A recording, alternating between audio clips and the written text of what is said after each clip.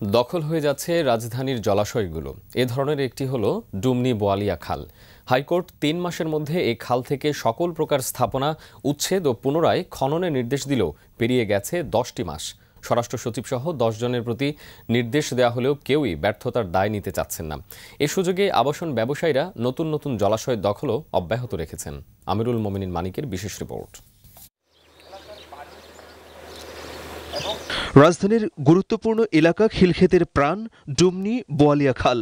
২ বছর আগেও এতে পালতোলা নৌকা চলত, মাছ ধরে জীবিকা হতো কয়েক হাজার জেলের। বর্তমানে খালটির করুণ হাল, বালু দিয়ে ভরাট করে ফেলা হয়েছে অর্ধেক, উৎসমুখ বন্ধ করে দেওয়া হয়েছে। এলাকাবাসীর তীব্র ক্ষোভ আর আপত্তির পরও প্রভাবশালীদের অনৈতিক হস্তক্ষেপে বন্ধ হয়নি খাল ভরাট। খালটি দখল করতে বেপরোয়া আবাসন ব্যবসায়ীরা। এদের সামনে আসলে প্রতিবাদ করেও কিছু হয় না। তাদের টাকার কাছে, তাদের পেশি শক্তির কাছে, এলাকার কিছু কিনা লোক আছে তাদের দ্বারা আসলে আমরা বাধাগ্রস্ত হচ্ছি এবং পরিবেশ ভারসাম্যহীন হওয়ার আশঙ্কা দেখা দিচ্ছে। ফসল আদি নষ্ট হচ্ছে, ফসল করতে পারতাছি না, খাল ভরাটের কারণে পানি ঠিক মতো পাইতাছি না খালের জন্য। এবছরের জানুয়ারিতে দায়ের করা রিটের পরিপ্রেক্ষিতে ৩ মাসের মধ্যে যাবতীয় ভরাট কাজ বন্ধের নির্দেশ দেয় হাইকোর্ট। পাশাপাশি খালটি পুনরায় খননের জন্য বলা হয়, কিন্তু এ নির্দেশ পালন না হওয়ায় এখন আদালত অবমাননা মামলার উদ্যোগ নিচ্ছেন রিটকারী। পুলিশ কমিশনার ঢাকা মেট্রোপলিটন যেটা, আর 7 হলো ডিপটি কমিশনার ঢাকা ডিসি সাহেব এইখানে, এবং ওসি নীলক্ষেত।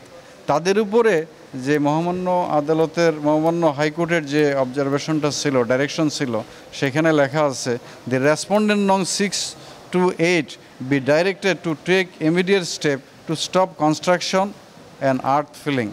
এখন যদি কনসার্ন রেসপন্ডেন্টরা এই জিনিসগুলো কমপ্লাই না করে, দেন তাদের ভবিষ্যতে তাদেরকে আদালত অবমাননার মামলায় তাদেরকে আদালতে আসতে হবে।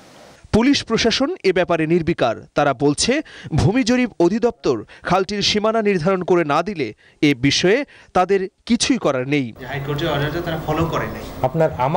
আমার ব্যাপারে যে নির্দেশনা দেওয়া আছে স্পেসিফিক, আপনার একেবারে রেসপন্ডেন্ট উল্লেখ করে যে 6 থেকে 8 পর্যন্ত যে রেসপন্ডেন্ট তাদের জন্য যে নির্দেশনা, এই নির্দেশনা কিন্তু আমরা একেবারে প্রতিটি সুচারুভাবে সম্পন্ন করেছি এবং এই ধারা আমরা অব্যাহত রেখেছি।